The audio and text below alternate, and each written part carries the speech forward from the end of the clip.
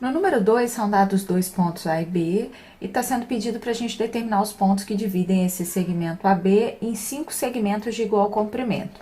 Então, a gente vai olhar aqui para esse segmento AB que eu desenhei aqui, e na verdade a gente vai olhar para ele como se ele fosse o vetor AB. Então, o vetor AB, que vai ser, na verdade, menos 2, menos 1, 0, menos 3, que vai ser, então, o menos 3, é o vetor que a gente quer dividir em 5 partes iguais. Mas, então, tá bem fácil da gente fazer isso, porque quando a gente multiplica um vetor por um escalar, na verdade, a gente consegue dividir esse vetor em algumas partes. Então, aqui eu tenho o vetor AB, que eu posso fazer o seguinte: esse é o vetor AB. Agora, quem é 1/5 de AB? Então, se eu multiplicar o vetor AB pelo escalar 1 sobre 5, na verdade, eu estou querendo um vetor que tenha a mesma direção e sentido do vetor AB, mas agora que tenha tamanho 1/5 do vetor AB. Se eu multiplicar o vetor AB por 2/5, na verdade, eu vou ter um vetor que tem o mesmo tamanho e mesmo sentido do vetor A, perdão, o mesmo sentido e mesma direção do vetor AB, mas o tamanho vai ser 2/5 do vetor AB, e assim por diante. Aqui eu vou ter 3/5, aqui eu vou ter 4/5, até eu ter 5/5, que vai me dar o próprio vetor AB. Então, sempre que eu multiplico por um número menor do que 1, eu vou estar ganhando um vetor que tem tamanho menor do que o vetor original. Se eu estiver multiplicando por um número maior que 1, eu vou estar ganhando um vetor que é maior do que o tamanho original. Se esse número que eu estou multiplicando aqui for um número negativo, muda o sentido. Então, vamos fazer aqui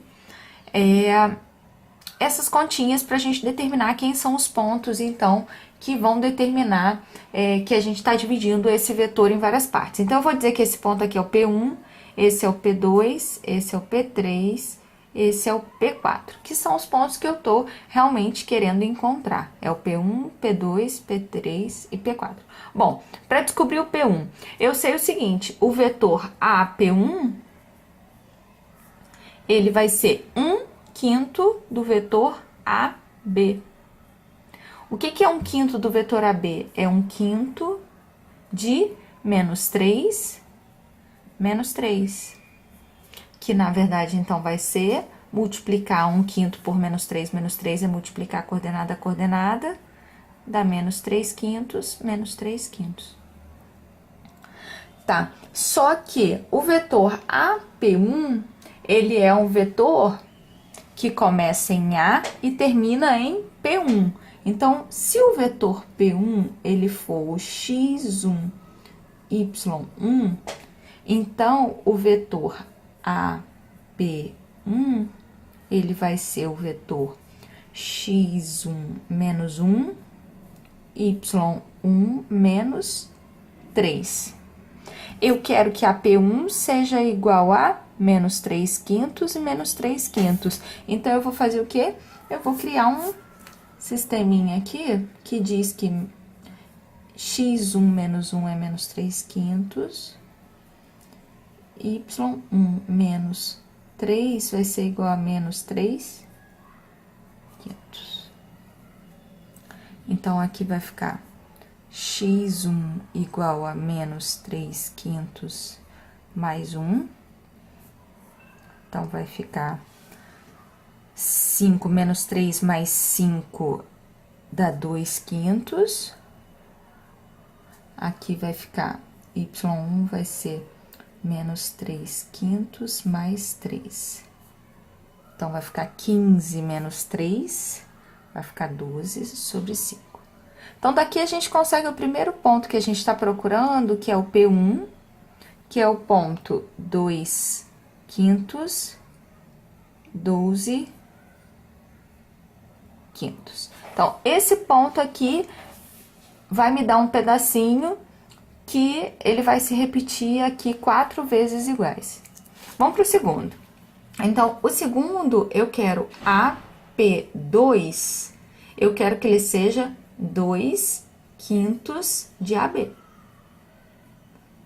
Então, na verdade, eu quero 2/5 de -3, -3, que vai dar -6/5, -6/5. Então, eu vou dizer que o P2 é x2, y2. Então, a P2 vai ser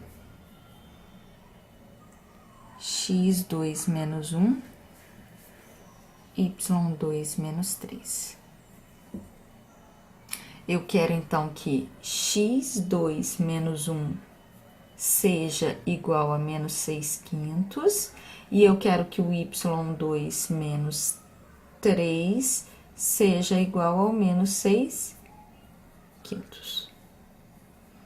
Então, daqui, x2 vai ser -6/5 mais 1, que vai me dar 5 menos 6 dá -1/5. Daqui eu vou tirar -6/5 mais 3, igual a 5 vezes 3, 15. Então, vai dar 9/5. Então, daqui a gente descobriu o segundo ponto, que é o P2, que é igual a -1/5, 9/5.